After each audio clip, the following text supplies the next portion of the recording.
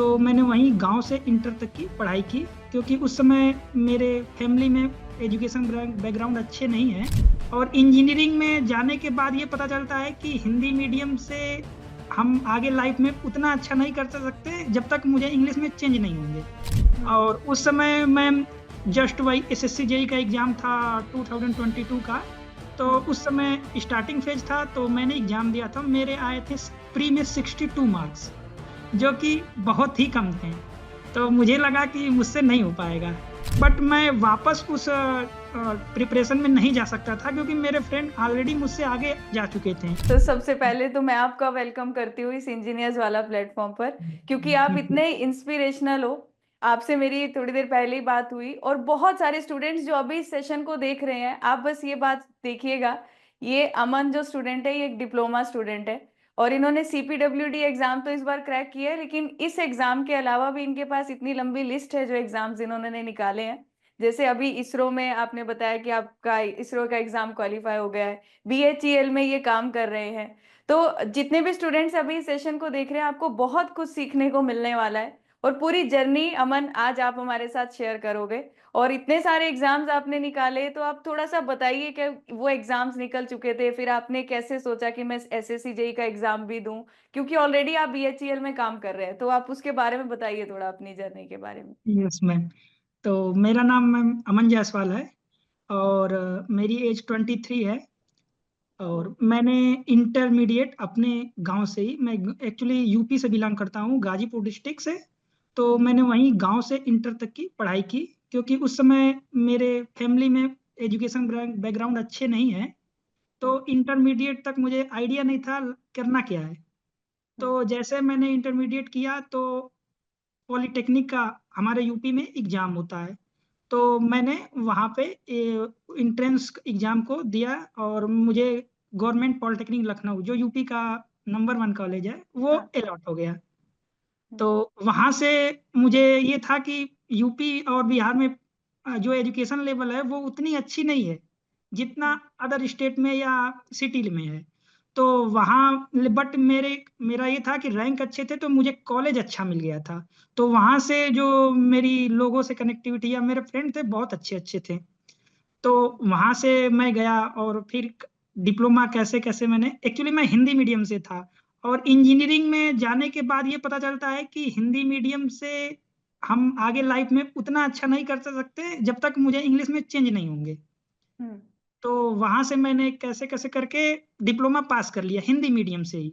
तो मैंने मैम 2 या 3 मंथ्स, अप्रोक्स 4 मंथ के, मैंने वो प्रिपरेशन करते रहे कि हिंदी और इंग्लिश का बैरियर खत्म हो जाए। वहां से मेरा धीरे धीरे इंग्लिश में कन्वर्ट होना चालू हुआ।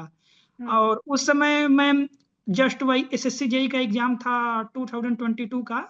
तो हुँ, उस समय स्टार्टिंग फेज था, तो मैंने एग्जाम दिया था। मेरे आए थे प्री में 62 मार्क्स, हुँ, जो कि बहुत ही कम थे। तो मुझे लगा कि मुझसे नहीं हो पाएगा। हुँ, तो ऐसे फिर मुझे मेरे पास ऑप्शन नहीं थे, तो मैंने क्विट करने का सोचा था, बट ऑप्शन नहीं थे तो नहीं कर पा रहे थे। हुँ, तो कुछ ही दिन बाद मेरा प्राइवेट जॉब का एक ऑफर लेटर आता है। मेरे कॉलेज से ही मेरा कैंपस हुआ था आदित्य बिरला ग्रुप हिंडाल्को में। तो हुँ, वहां से मैंने आदित्य बिरला ग्रुप हिंडाल्को को ज्वाइन कर लिया, क्योंकि मुझे ऐसा लगा था कि मैं गवर्नमेंट जॉब नहीं कर पाऊंगा, हुँ, नहीं मतलब क्रैक कर पाऊंगा। तो मैंने हुँ, वहां से ज्वाइन कर लिया। बट आफ्टर 6 मंथ मुझे ये रियलाइज हुआ कि नहीं, मैं ये गलत ट्रैक पकड़ लिया, क्योंकि डिप्लोमा की वो वैल्यू नहीं है प्राइवेट में। हुँ, मिनिमम बीटेक्स होना चाहिए आपको एक अच्छी लाइफ के लिए। हुँ, तो बट मैं वापस उस प्रिपरेशन में नहीं जा सकता था, क्योंकि मेरे फ्रेंड ऑलरेडी मुझसे आगे जा चुके थे और मैं पीछे। तो मैं मतलब वो लगता था कि कैसे मैं क्या कहूंगा कि मैंने जब मुझे यही करना था तो तुम गए क्यों। तो इसलिए मैंने नहीं किया। फिर वहां से एक्चुअली मेरी सिविल डिपार्टमेंट थी, तो कॉन्ट्रैक्टर वगैरह से ये बातचीत होने लगी, काम सीखने लगा। तो मेरा उसमें इंटरेस्ट आने लगा। और मैंने वहां ये तब सोच लिया कि ठीक है, ये मैं जॉब कर रहा हूँ साइड में, बिलिंग वगैरह मैं एक्चुअली सीख चुका था। तो ये हुँ, हुआ कि इनके साथ मिलके अपना कुछ कर सकता हूँ बिजनेस में, तो मेरी लाइफ अच्छी खासी हो जाएगी। हुँ, बट जैसे ही 1.5 ईयर कंप्लीट हुए वहां, तो मेरा एक फ्रेंड है, वो मेरा रूम पार्टनर था, वो 6 एग्जाम एक साथ क्रैक कर लिया 2023 में। और एसएससी जेई में वो CWC डिपार्टमेंट में अभी पोस्टेड है, पटना अच्छा में। अच्छा। तो वहां से मुझे लगा कि कहीं ना कहीं मैं छोड़ के बहुत ज्यादा गलत कर दिया हूँ, क्योंकि मेरा रूम पार्टनर सिलेक्ट हो गया था। हम्म तो उस समय मैंने हालांकि बीटेक में एडमिशन भी ले लिया था जॉब के साथ। हम्म तो बट बीटेक में एडमिशन ले लिया, लेकिन ये सोचा कि बीटेक करने के बाद भी मुझे प्लेसमेंट तो होगा नहीं, हम्म प्राइवेट से कर रहा हूँ, तो मैंने बीटेक को क्विट कर दिया। हम्म। क्योंकि job plus BTech plus government job की प्रिपरेशन मेरे लिए पॉसिबल नहीं थी। पॉसिबल नहीं है, हाँ। मैंने क्विट कर दिया बीटेक, फिर उसके बाद प्रिपरेशन मैंने चालू कर दिया। तो उसके बाद मैंने 2023 का एग्जाम नहीं दे पाया एसएससी जेई का, क्योंकि मैं एग्जाम सेंटर पे लेट पहुंचा था। ओ तो अच्छा। यस मैम, फिर उसके बाद दिसंबर मंथ में 23 में मेरा बीएचईएल का एग्जाम था, और मैंने वो बीएचईएल एग्जाम दे दिया। तो फिर आंसर की आई, तो जैसे टेलीग्राम पे बहुत सारे वो लिंक होते हैं, उन पे मैंने अपना वो रैंक चेक किया, तो मेरा जितना 35 वैकेंसीज थी, तो मेरा ऐसे कुछ रैंक दिखा रहा था 24 या कुछ ऐसे समथिंग। अच्छा। तो मैं सोचा कि मेरा हो जाएगा। हम्म बट जब वो फाइनल लिस्ट आई, डीवी तो मेरा हो गया, क्योंकि 3 टाइम्स लड़कों को सिलेक्ट करते हैं वो। बट फाइनल लिस्ट में मैं 0.75 से रह गया। तो मुझे लगा कहीं ना कहीं कि मेरे साथ बहुत बुरा हुआ। हाँ। मैं काश थोड़ा सा और मेहनत कर लिया था तो आज सिलेक्ट होता। बट वो वही पॉइंट मेरे लिए सबसे अच्छी चीज थी लाइफ की, कि अच्छा। मेरा नहीं हुआ। हम्म तो फिर मैंने वहां से मोटिवेट हुआ कि मैं कर सकता हूँ, अगर एक एग्जाम मैंने इतना तक पहुंच गया तो कर सकता हूँ। फिर हम्म वहां मेरे जो मैनेजर थे उनका बहुत बहुत धन्यवाद देना चाहूंगा, कि वो मुझे सपोर्ट करने लगे कि तुम करो यहाँ जॉब को, मैं तुम्हारा मतलब हेल्प करूंगा, तुम करते रहो। और कई हम्म सारी हमने छुट्टियां भी ली, और वहीं से मैंने प्रिपरेशन अच्छी तरीके से 16 जनवरी याद है मैंने छुट्टियां लेना स्टार्ट कर दिया। मतलब कभी जाता था कभी नहीं, क्योंकि मैं वहाँ ये था कि 30 डेज से ज्यादा आप अगर लीव लेंगे तो आपकी जॉब चली जाएगी। तो हाँ बीच हाँ। मैं वहीं रह के पढ़ता भी था और बीच बीच में जॉब में जाता था। हालांकि जॉब वहां भी अलग कर रहे थे और परेशानी। तैयारी भी साथ में कंटिन्यू यस कर मैम, रहे जैसे मैंने 3 डे जॉब किया तो 3 डे लीव पर ले लिया। तो थे। मेरे मैनेजर सपोर्टिव थे, तो इसलिए मुझे दिक्कत नहीं हुआ। हालांकि 3-4 मंथ्स बाद बहुत ज्यादा दिक्कतें वहां हुई। बट ये हम्म मैं ठान लिया था कि अब इतना मैं अपना वहां पे जैसे यह था कि मेरी इमेज खराब हो गई थी कि ये लड़का करना ही नहीं चाहता यहाँ। हम्म तो मैं ये समझ गया था कि मैं यहाँ नहीं कर सकता। तो मैंने प्रिपरेशन कंटिन्यू रखा। और मैंने बीच में जितने फॉर्म आते थे, कोई फॉर्म आया अगर एक दो भी सीट आ रहे तो मैंने उसको जरूर फिल किया कि मैं पेपर देने जाऊंगा। और हम्म मैंने किया। फिर उसके बाद मेरा एनबीसीसी का एग्जाम था, तो मैंने दिया था, उसमें मेरी 65 के आसपास रैंक थी, और उसमें शायद 40 वैकेंसीज थी। बट वो हम्म अनफॉर्चुनेटली वो एग्जाम कैंसिल हो गया, अभी जस्ट इसी जनवरी में री एग्जाम हुआ। क्यों कैंसिल हुआ है मुझे आइडिया नहीं है। फिर हम्म मैंने आईआईटी बीएचयू का एग्जाम दिया, तो हम्म वो क्रैक हो गया जो प्री था। हम्म और उसके बाद मैंने इसरो दिया, तो इसरो में 2 एग्जाम होते हैं, एक सीबीटी। तो 80 मार्क्स से होते हैं, तो 80 में से मेरा 70.69 नंबर आया था, और मेरी ऑल इंडिया रैंक 3 थी। तो इतनी इस ज्यादा एक्यूरेसी, मतलब इतनी एक्यूरेसी कैसे मेंटेन की? कितना क्वेश्चन प्रैक्टिस किया होगा आपने, कितना काम किया होगा अपने पर? तो यस मैम, मैं ये जान गया था कि अब मुझे जो करना है करना ही पड़ेगा। हालांकि वो प्रीवियस ईयर पे बेस्ड था, तो थोड़ा मतलब हेल्प हुआ था कि नंबर ज्यादा सबके आए। हम्म तो वहां से मुझे ये हुआ कि अब तो मैं कर ही सकता हूँ। तो मैंने वहां इसरो का स्किल टेस्ट दिया, और इसरो का स्किल टेस्ट में इतना हार्ड था कि हम्म मतलब जित 32 लड़के सिलेक्ट हुए थे स्किल टेस्ट के लिए, तो हम्म किसी को उम्मीद नहीं था कि मेरा होगा। अब मैं तो एकदम श्योर था कि मेरा नहीं होगा। हम्म मैंने घर में बोल दिया कि मेरा नहीं होगा, क्योंकि मैम 6 आवर्स के वो स्किल टेस्ट लिए, वो भी 3 स्टेज ओ, में। और हाँ। रिटेन एग्जाम भी थे 2.5 घंटे के। तो मैं हम्म घर पे बोल दिया कि मेरा नहीं होगा। हम्म तो उसके बाद जब इसरो का रिजल्ट आया, तो मैं देखा कि जनरल में 5 लोग ही क्वालिफाई कर पाए, कोई वो क्वालिफाइंग नेचर का था, वो कोई क्वालिफाई नहीं कर पाया, और मेरी 3rd रैंक थी। कितनी हालांकि अच्छी। 2nd रैंक और 3rd रैंक के दोनों के सेम नंबर थे। हाँ। तो वहां से हुआ कि अब तो मैं करूंगा ही। बट वही था कि उसमें वेटिंग में था। मेरी 2nd रैंक थी, लेकिन 3rd रैंक पे वो टाई होने की वजह से मुझे वेटिंग में रख दिया गया। तो हम्म। मुझे लगा कि यहाँ भी नहीं होगा। तो हम्म मैंने प्रिपरेशन तो कर ही रहे थे एसएससी जेई के लिए। तो मैंने एसएससी जेई को टारगेट किया, और मैं प्री एग्जाम क्वालिफाई कर गया अच्छे नंबर से। मेरे ग्रेट। रॉ मार्क्स थे 135.25, हाँ। नॉर्मलाइज स्कोर थे 139.58। तो वहां से मेरा हुआ कि एसएससी में ये था कि कोई ना कोई डिपार्टमेंट मुझे मिल सकता है, तो मैंने कंटिन्यू प्रिपरेशन रखी। और मुझे सीबीटी मेरे साथ अच्छा ये हुआ कि मुझे सीबीटी 2 में बहुत ज्यादा टाइमिंग मिल गया। हम्म।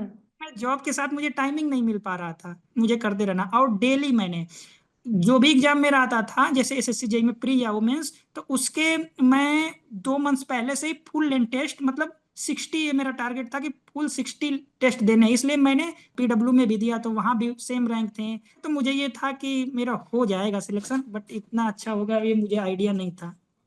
पर आपको मतलब जैसे आपने इतने सारे टेस्ट दिए, तो टेस्ट हाँ, देके ही आपको ये प्रैक्टिस हुई होगी ना कि आप एग्जाम में उन क्वेश्चन से डर नहीं पाए, जैसे नए क्वेश्चंस देखते हैं, कॉन्सेप्ट्स को अप्लाई करना। तो टेस्ट की कितनी इंपॉर्टेंस लगी आपको? मतलब स्टूडेंट्स को क्या गाइड करोगे कि पेपर से पहले उनको कैसे कितने टेस्ट अटेम्प्ट करने चाहिए कम से कम? मैम अगर जैसे कोई भी एग्जाम हमें क्रैक करना है तो सिलेबस कंप्लीट ये सबसे जरूरी है। उसके बाद हमें प्रैक्टिस, और हम्म। प्रैक्टिस में दो पार्ट आते हैं, एक रिवीजन के, एक टेस्ट के। तो हम्म। 50% हमारा सिलेबस कंप्लीट करना ये हो गया, और 50% मैं मानता हूँ 25% रिवीजन, 25% मॉक। हम्म। इस हिसाब से मैंने वो कंप्लीट किया था। तो 20 मतलब टेस्ट मैंने रेगुलर रेगुलर, तो मैंने ये डेली मैंने ये कर लिया था कि मुझे 60 फुल लेंथ टेस्ट देने ही है। तो मैंने प्री में भी लगभग 60 या उससे एबव ही दिए होंगे। डेली एक देता था, मुझे रात को टाइमिंग मिलती थी, तो मैं एक डेली देता था टेस्ट। और ऐसे ही करके मेंस का भी टाइम मिल गया, तो मैं हमेशा टेस्ट देता था। तो मुझे ये रियलाइज हो गया टेस्ट देते हुए कि मेरा हो जाएगा, कहीं ना कहीं मेरा हो जाएगा। और फाइनली मुझे सीपीडब्ल्यूडी मिल गया। ये बहुत ही खुशी की बात है। मतलब सीपीडब्ल्यूडी तो सबका सपना होता है, ये डिपार्टमेंट मिलना। ये मेरा भी ड्रीम था, बट मुझे उम्मीद नहीं था कि मुझे भी मिलेगा। और लेकिन आप बता रहे हो ना, जैसे बीएचईएल का एग्जाम, उसमें वेटिंग लिस्ट, और फिर आपने तैयारी की, तो कई बार ये कम मार्क्स आना या एग्जाम में ऐसा लगना कि नहीं हो पाएगा, अगला आपके लिए एक अच्छा रास्ता लिखा होता है भगवान ने। तो बहुत यस से मैम। स्टूडेंट्स अभी होंगे जो एसएससी जेई में कुछ नंबर से रह गए होंगे, 1 नंबर 2 नंबर, तो वो बड़े डिमोटिवेट हैं इस टाइम कि हम रोक देते हैं तैयारी। कुछ उन्हें बताइए, मतलब आपसे तो सीखने को मिलता है कि आप यस। रुके नहीं, आपको लगा कि अब मैं एग्जाम दे सकता हूँ, मैंने इतनी तैयारी कर ली है। तो उन स्टूडेंट्स को कुछ बताओ जो अभी इस वजह से परेशान है कि एग्जाम नहीं निकला है, तो क्या करें? मैम अगर कोई भी स्टूडेंट है, अगर वो पॉइंट या 1 मार्क या 2 मार्क से अगर वो नहीं क्वालिफाई होता है, तो ये उसको मान लेना चाहिए कि कुछ ना कुछ मेरे साथ अच्छा होने वाला है, इसीलिए मेरा नहीं हुआ है। जैसे कि एग्जाम्पल मेरा है, अगर हो जाता तो शायद मैं आज यहाँ इंटरव्यू भी नहीं देता। हाँ हाँ, बिल्कुल। तो मैम ये तो होता है कि अगर आपने मेहनत किया है, तो कुछ आपके साथ हो सकता है लेट हो, बट होगा श्योर। ये तो मैं 110% बोल सकता हूँ कि अगर आपने मेहनत अपनी की है, और 1-2 मार्क्स से अगर है, तो आपका हो सकता है डिले हो, बट होगा श्योर। ये तो श्योर है। और जितना डिले होगा उतनी अच्छी डिपार्टमेंट या उतनी अच्छी रैंक आएगी। लेकिन इसमें आपको पढ़ाई कंसिस्टेंसी से करते रहनी पड़ेगी, ये भी यस। एक चीज जरूरी है। यस मैम, जैसे मेरा रिवाइज का ये था कि मुझे वीकली, मतलब मेरा 60 नोट्स था, और मेरा तो नोट्स था ही नहीं जैसा कि मैंने बताया। तो वो 60 नोट्स जो बनाए थे हमने, वो ये था कि उसी के थ्रू मैं फुल रिवाइज करता था। और 1 वीक के अंदर मैंने जॉब के साथ, 1 वीक के अंदर मुझे पूरे सिलेबस को एनी हाउ कंप्लीट ही करना है रिवाइज। तो हम्म। मेरा वीकली फुल रिवाइज हो जाता था, और डेली एक जो फुल लेंथ मॉक देता था। और फिर मैं सेक्शन वाइज में, जैसे रीजनिंग का सबसे स्कोरिंग सब्जेक्ट है, तो मैं रीजनिंग का जैसे सीजीएल हो गया, सीएचएसएल हो गया, एमटीएस हो गया, इन सब के जैसे 50 क्वेश्चन के सीरीज होते हैं, और हमारे एसएससी में भी 50 आते हैं। तो वो हम्म। 30 मिनट्स में 50 क्वेश्चन करना होता, तो वहां से मेरी टाइम सेविंग जो होने लगी, वहीं से होने लगी रीजनिंग में। अच्छा। तो और ये रीजनिंग जो मैंने वहां से जीके जीएस कंप्लीट वाला की। पार्ट था, ये कैसे तैयार किया आपने? क्या चीज मैम? ये जो जीके जीएस वाला पार्ट है, इसमें जो इंजीनियरिंग स्टूडेंट होते हैं कहते हैं हम वीक है, हम इसको कैसे प्रिपेयर करें? मैम हालांकि मेरा भी जीकेजीएस बहुत ही ज्यादा वीक है, बट ये अच्छा था कि इस बार जो मेरा शिफ्ट था, उसमें ये था कि जो क्वेश्चंस आए थे वो हमारे बीएमसी से रिलेटेड आ गए थे। मतलब वो बाक्साइड का क्वेश्चन इस तरीके के, तो जो हमारे बीएमसी से रिलेटेड थे, तो 2-4 क्वेश्चन वहां से मेरे हो गए। और मैंने एक्चुअली तुक्का जो बोलते हैं, मैंने हम्म। 46 क्वेश्चन अटेम्प्ट कर दिए थे जीके में। तो अच्छा। मेरे 23 पॉइंट समथिंग मार्क्स बन गए। और हालांकि मैंने ये जीएस के लिए प्रिपरेशन किया था, बट उतना उसमें एफर्ट नहीं दिया था। एक बार मैंने सिलेबस कंप्लीट किया, और मैंने जीके में उतना ज्यादा फोकस नहीं किया था, क्योंकि मुझको पहले से जीके इंटरेस्ट ही नहीं था। हम्म। बट ये है कि एक बार मैंने सिलेबस कंप्लीट किया था, मैं सोचा था कि 10 to 15 भी नंबर आ जाएंगे तो मेरा कहीं ना कहीं सिलेक्शन हो जाएगा, बट अच्छा नंबर आ गया। और आप अभी बता रहे थे ना कि आप एक छोटे से गांव से रहने वाले हो, तो यस आप मैम। मुझे बताओ कि आपके गांव में मतलब ऐसा है कि आप ही पहले हो जिसने इतने सारे एग्जाम निकाले, और आपकी फैमिली में बताइए, जब आपको आपका रिजल्ट आया तो सबसे पहले आपने किसके साथ शेयर किया? रिजल्ट तो मेरा सबसे पहले जैसे आंसर की इसका आया था, एसएससी जेई का। हम्म। तो मैंने घर पे बोला कि मम्मी को फोन किया। और हाँ। एक्चुअली मैं जॉब जहाँ करता था वहाँ एक लोग के कॉन्ट्रैक्टर थे, उनकी बर्थडे पार्टी चल रही थी, तो उसी समय आंसर की आई थी। तो वहाँ पे मेरे सीनियर मैनेजर ये सब लोग थे, तो मैंने उन्हीं से शेयर किया कि सर मेरा में भी डिपार्टमेंट कोई ना कोई मिल जाएगा। तो बहुत उसी बर्थडे पार्टी में बहुत खुशी हुई। उसके जस्ट तुरंत मैं अपने घर पे मम्मी को कॉल किया और बोला कि मम्मी मेरा एसएससी जेई में हो जाएगा। तो फर्स्ट गवर्नमेंट जॉब थी तो बहुत खुश हुई। बट हम्म। कहा कि मम्मी अभी टाइम है वो, क्योंकि फाइनल रिजल्ट अभी आना बाकी है। तो ये था कि मतलब हो जाएगा, क्योंकि नंबर्स अच्छे थे मेरे मेंस में। और जो प्री और मेंस के मिला के मार्क्स थे वो राम मार्क्स 355 थे। बट क्योंकि एसएससी ने आंसर गलत दिया था तो मेरे हम्म। 379 पॉइंट समथिंग बन रहे थे। तो ये था कि कोई ना कोई डिपार्टमेंट मिल जाएगा। हम्म। तो वहां से मैंने मम्मी को तो बहुत ज्यादा खुशी हुई। और जस्ट उसके 2 दिन बाद मेरा बीएचईएल का मैम कॉल लेटर आ गया। अच्छा। जस्ट 2 दिन बाद, तो 21 नवंबर को मैंने बीएचईएल ज्वाइन कर लिया। मतलब इसमें एक नौकरी अभी मिल गई है और दूसरी बस लग रहा है कि हम तैयार है उसके लिए, है ना? तो अच्छा, मैम मुझे मेरा ये बताना, जैसे आपने शॉर्ट नोट्स बनाए, तो शॉर्ट नोट्स को बनाने के लिए स्टूडेंट्स को क्या की पॉइंट्स का ध्यान रखना है अगर वो शॉर्ट नोट्स बनाना चाहते हैं? तो क्या बेस्ट तरीका है शॉर्ट नोट्स के लिए? मैम मैं मेरा जो तरीका था वो बता दे रहा हूँ। बेस्ट तो हो सकता है सबका अलग अलग हो। हाँ। मैं क्या करता था, जैसे मेरा एक तरीके से सिलेबस कंप्लीट हो गया, हम्म। तो मैं जैसे मान लीजिए सर्वे सर्वे में 10 चैप्टर है, तो मैं क्या करता था एक चैप्टर को अच्छे से पढ़ लिया। और हम्म। दो मेरे पास बुक थी, एक पीवाईक्यू की, एक थी ए एंड जेई की। तो हम्म। उस चैप्टर का मैंने पीवाईक्यू और ए एंड जेई का क्वेश्चन सॉल्व कर लिया। तो माइंड में ये पता हो जाता था कि क्या क्या इंपॉर्टेंट है, क्या क्या शॉर्ट नोट्स में लिखना है। तो हम्म। मैंने A4 साइज का पेपर लेता था और उसके एक तरफ वो उनके साठ उस चैप्टर का 60 नोट्स बना लिया। और हम्म। एक तरफ मैंने खाली जगह छोड़ दिया कि मैं जब क्वेश्चंस के थ्रू, टेस्ट सीरीज के थ्रू जब मैं सॉल्व करूंगा तो कुछ कुछ अलग अलग पॉइंट आएंगे, तो जिस मतलब चैप्टर के होंगे उसी चैप्टर में वो हमारा ऐड हो जाएगा। तो इसी हम्म। तरीके से मैंने एक एक चैप्टर को करते गया और सभी का मेरे पास 60 नोट्स बन गया। अच्छा। हाँ, ये एक और बहुत अच्छा आइडिया है, क्योंकि अगर कोई नया क्वेश्चन या नया डाटा मिला तो आपने वो शॉर्ट नोट्स में ऐड कर दिया। यस मैम, मैंने पहले से ही जगह छोड़ दिया था, तो जब क्वेश्चन सॉल्व करता था तो कुछ भी डाटा एक्स्ट्रा मिलता था तो ऐड कर लेता था। या कोई मुझे ऐसे पॉइंट थे जो भूलते थे तो उसको ऐसे कलरफुल मतलब पेंसिल से कर देता कि यहाँ मेरा स्टार बना देता कि यहाँ मैं जैसे भूलता हूँ, जैसे कि कोई फार्मूला है यहाँ पे ये बट ये एक्सेप्शन है या ये कोड वैल्यू रखना है। तो ये सब मैंने स्टार मार्क कर दिया था कि ये की पॉइंट है। ऐसे करते हुए मैंने शॉर्ट नोट्स को प्रिपेयर कर लिया विथ क्वेश्चन प्रैक्टिस। कभी मैंने उसके लिए अलग टाइम से नहीं किया। अच्छा। और जैसे आपने बताया पीडब्ल्यू के चयन बैच में थे, आपने उसके भी क्वेश्चंस प्रैक्टिस किए, आपको क्या लगा, मतलब कितनी हेल्प मिली आपको उस बैच से पढ़ाई करके? मैम एक्चुअली तो मैं चयन बैच नहीं, मैं मेंस बैच में था। तो हाँ। उसमें क्या था कि सर्वे मेरा थोड़ा वो प्रैक्टिकल होता है। तो हम्म। प्रैक्टिकल में मेरा सर्वे का जो थेडोलाइट पॉइंट था और टोटल स्टेशन और जो डिजिटल इंस्ट्रूमेंट थे उसमें बहुत प्रॉब्लम्स थी। तो मैंने पहले से आपको मतलब सर्वे के थ्रू ही जानता था, बाद में पता चला कि आप और सब्जेक्ट पढ़ाते हैं। तो वहां से मैंने आपका यूट्यूब, पहले यूट्यूब पे आपका वीडियो देखा तो मुझे अच्छा लगा था। और हम्म। फ्री जैसे ही मुझे मेंस बैच फ्री में मिला तो वहां से मैंने सर्वे की पूरी लेक्चर 2x पे, एक्चुअली मैं जो भी लेक्चर देखा 2x पे ही देखा हूँ।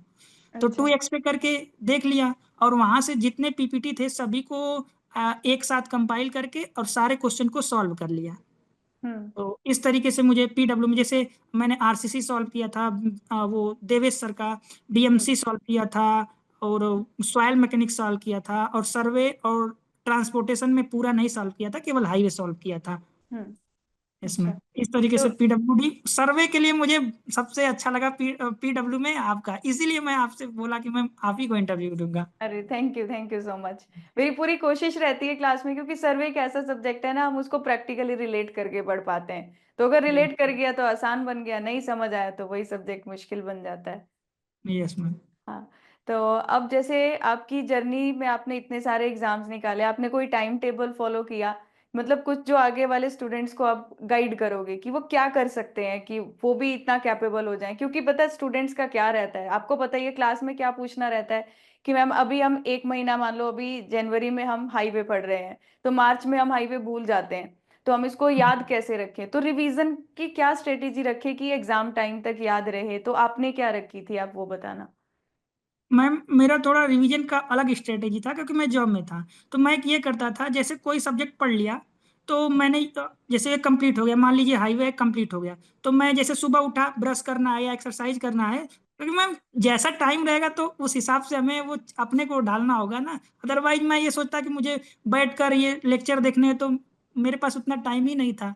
तो हम्म। इसलिए मैंने जैसे ब्रश करते हैं और जैसे कुछ भी कर रहे हैं, जैसे कुछ एक्स्ट्रा एक्टिविटी, तो उसके साथ मैंने जैसे सॉन्ग सुनते हैं तो वैसे लेक्चर चालू करके ऐसे देखता रहता था।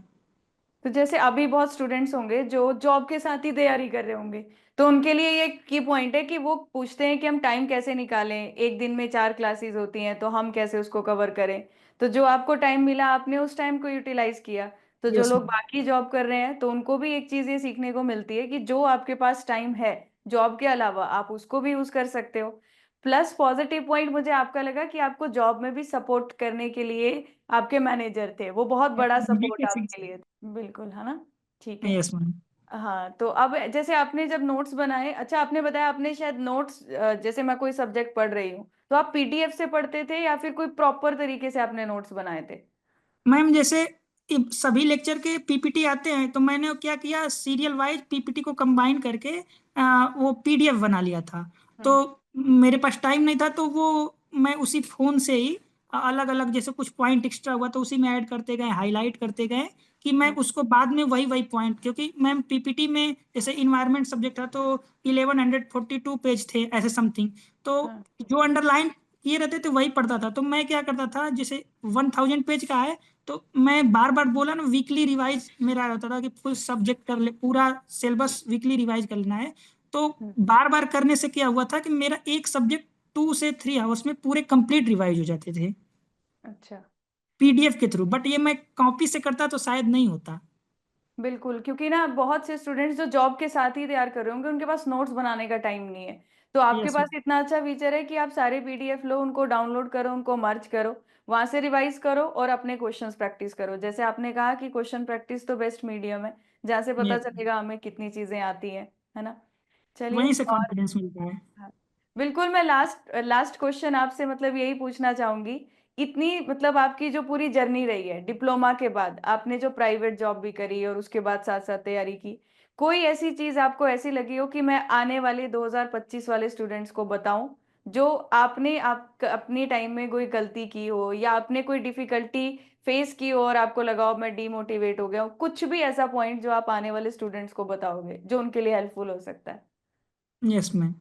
मैम फर्स्ट चीज ये है कि कोई भी स्टूडेंट हो, कितना भी अगर अपने को कमजोर समझता है तो उसका भी सिलेक्शन हो जाएगा एसएससी जैसे, या मतलब ग्रुप बी के लेवल तक इजीली हो जाएगा। तो वो ये मान के चले कि मेरा हो सकता है, ये अपने को कमजोर नहीं फील करे, फर्स्ट चीज। और पहली बार वो अपने सिलेबस को लिमिटेड रखे, पहले सिलेबस कंप्लीट कर ले, उसके बाद पीवाईक्यू सॉल्व करते हुए उसके बाद एक्स्ट्रा ऐड ऑन करे। हम्म। एक सब्जेक्ट पढ़ने के बाद दूसरे किसी टीचर से नहीं पढ़ना है, हम्म। एमसीक्यू के थ्रू ही अपने को अपडेट करना है। हम्म। और ज्यादा से ज्यादा रिवाइज पर फोकस करना है, और टेस्ट सीरीज तो मैम उसके बिना तो हो ही नहीं सकता सिलेक्शन। बिल्कुल बिल्कुल सही पॉइंट्स आपने बोले, तो आपने समराइज कर ही दिया। जो आने वाले स्टूडेंट्स हैं, चाहे आप जॉब के साथ भी प्रिपेयर कर रहे हो, तो जैसे अमन ने इतने सारे एग्जाम्स निकाले तो आप भी निकाल सकते हो। बस आपको ये पता होना चाहिए कि मुझे गवर्नमेंट नौकरी करनी है, मेरे पास कोई सेकंड ऑप्शन नहीं है। अगर ये पता होगा तो आप उस तरीके से अपना टाइम मैनेज कर सकते हो। और जिसके पास नोट्स बनाने का तरीका नहीं है वो पीडीएफ मर्ज करके क्वेश्चन प्रैक्टिस पर ध्यान दे सकते हैं।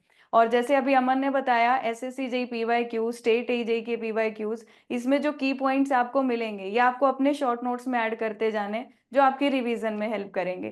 तो चलिए अमन, आपसे बात करके बहुत अच्छा लगा। और मेरी तरफ से, इंजीनियर्स वाला की टीम की तरफ से आपको, आपकी फैमिली को कॉन्ग्रेचुलेशंस बोलना, आपको भी मैनी मैनी कॉन्ग्रेचुलेशंस।